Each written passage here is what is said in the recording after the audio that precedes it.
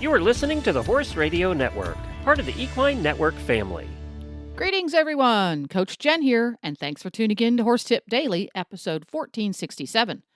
Today's tip features Texas trainer Mary Kitzmiller on the importance of focusing on forward, and along with that, some great exercises to practice this skill.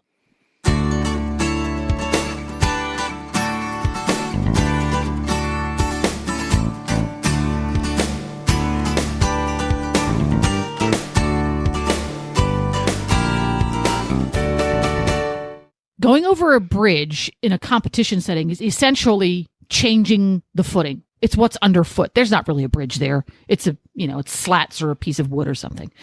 So I might go out to my arena and I have a big bucket of old dead tennis balls that I got from a tennis center, big 5-gallon bucket. I'm going to toss those in the ground. Well, the horse is going to look at those. Well, I'm going to practice trotting through them, walking through them, changing gaits through them, so that the horse, despite the fact that what is underfoot is changing, is still able to focus on my forward aids. Then I might take... What a cool idea. Yeah, and I can take a big plastic bag full of empty water bottles because they're everywhere, put them on the ground, and then and kind of a lane, and then I might have the tennis balls, and then I might have a tarp, and I'm going to create myself a lane of continuously changing footing. The footing might be straw scattered on the ground because that's not something he sees every day. To get my horse to the point where he can completely and utterly focus on all of my aids. I can trot 3 steps, come to a walk again, trot 3 steps. And that way he learns to be cognizant of what's underfoot. It might even be, I have a bunch of old soccer cones that I throw on the ground and we trod through those while things are changing. Okay, now typically at my competition, the bridges have sides on them. Well, I might use some tall cones with plastic surveyor's tape stretched across the top to mimic that. Let him figure that out. And change it every other ride or every 2 or 3 rides. As soon as the horse gets to the point where he's going, I can do this without even thinking. Change it up a little bit. So he's constantly being challenged a little bit, and that might help get him through not being able to focus on your forward aids. Yeah, great idea. And actually, it reminds me of a story. I was riding with Craig Johnson, and he was telling me about a clinic. I think it was with Ray Hunt, who, if you're not familiar with him, he's like the godfather of the whole natural horsemanship movement. Really interesting individual. And Craig was saying that this Ray Hunt was teaching a clinic, and there was this guy who showed up there and he said, well, my horse isn't stopping good.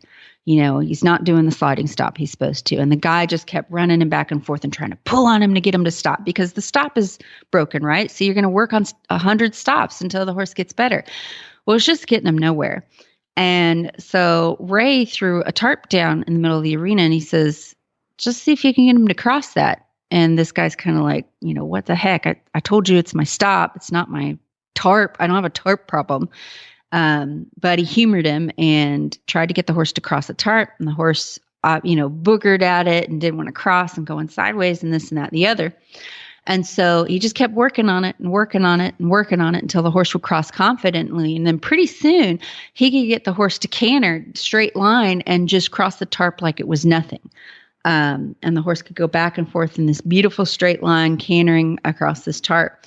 So once he'd gotten through all that with the horse, then Ray's like, okay, now run him down there and ask him to stop. And this horse just did the most beautiful, balanced sliding stop ever.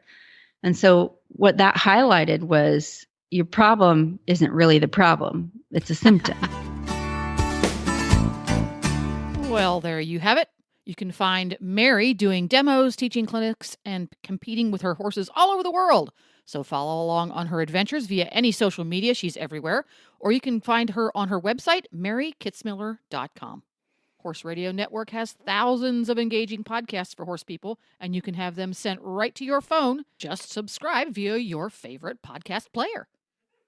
This is Coach Jen, and I will be back again soon with another tip. Until then, go ride your horse. The Horse Radio Network and the Horse Radio Network hosts are not responsible for statements made by guests on the Horse Tip Daily. Please use your own judgment when listening to the tips on this show.